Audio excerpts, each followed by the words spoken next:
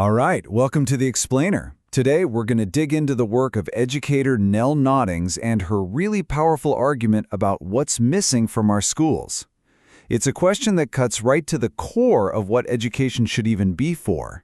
Just let that sink in for a second. Noddings points out that in all our years of school, we're almost never asked to think about life's biggest questions. What does it actually mean to create a home? Or that joining the military might cost you way more than your life, it could cost you your moral identity or soul.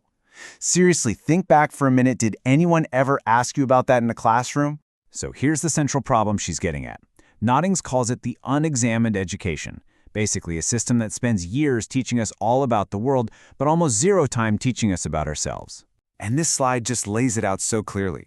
On one side, you have what she calls the school party line. It's the script we all know by heart, right? Work hard, get good grades, get a good job, make a lot of money. But then look at the other side. These are the questions that script just completely ignores.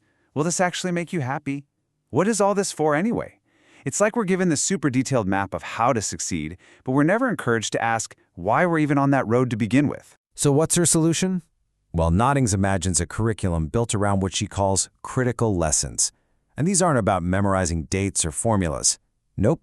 They're about diving headfirst into the messy, controversial, but absolutely essential topics. The kind of stuff that prepares us not just for a job, but for a thoughtful, examined life. To really get what this looks like, Noddings takes us to one of the most extreme topics we tend to gloss over: war. But she's not talking about the history of battles. She's focused on the psychology of the people who actually have to fight them. Schools teach us the history of wars, the dates, the generals, the outcomes. But Noddings asks a much, much deeper question. How do good people do terrible things? This isn't about history class. This is about the internal, moral struggle that soldiers are thrown into, often with zero preparation. Just think about the psychological weight of this.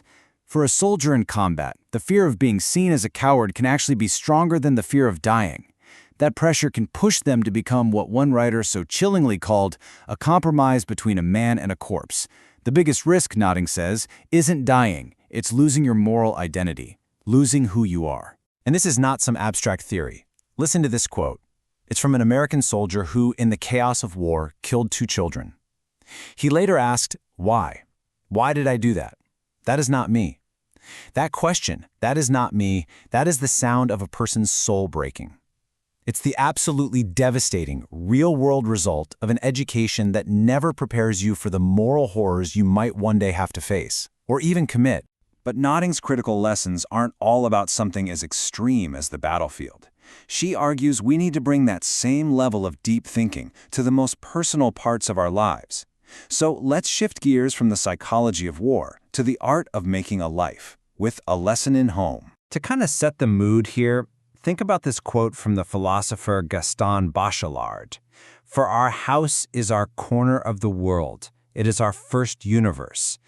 Noddings believes we've just totally forgotten how to think deeply about this one place where our lives really happen and where we become who we are. And here, Noddings makes a really important distinction.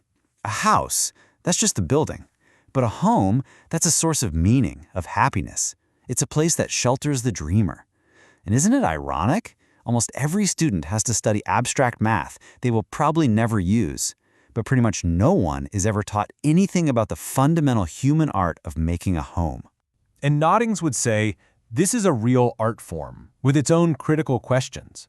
Like, what does our home actually say about us? How should we feel about all the stuff we own? What role does simple conversation play in a family's well-being? I mean, these aren't small questions. They get right to the heart of how we build a life that actually means something day in and day out. Okay, so we've gone from war to homemaking. What's the thread connecting all this? Well, the goal for all of these lessons is simple: self-understanding. It's all about redefining what it really means to be educated, moving past just knowing facts to having some wisdom about ourselves. Of course, this isn't some brand new idea. Noddings is tapping into a really old and powerful philosophical tradition, summed up perfectly by Socrates, right? The unexamined life is not worth living.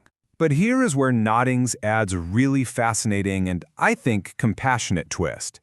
She says, you know what? An unexamined life might be worth living. Who are we to judge that?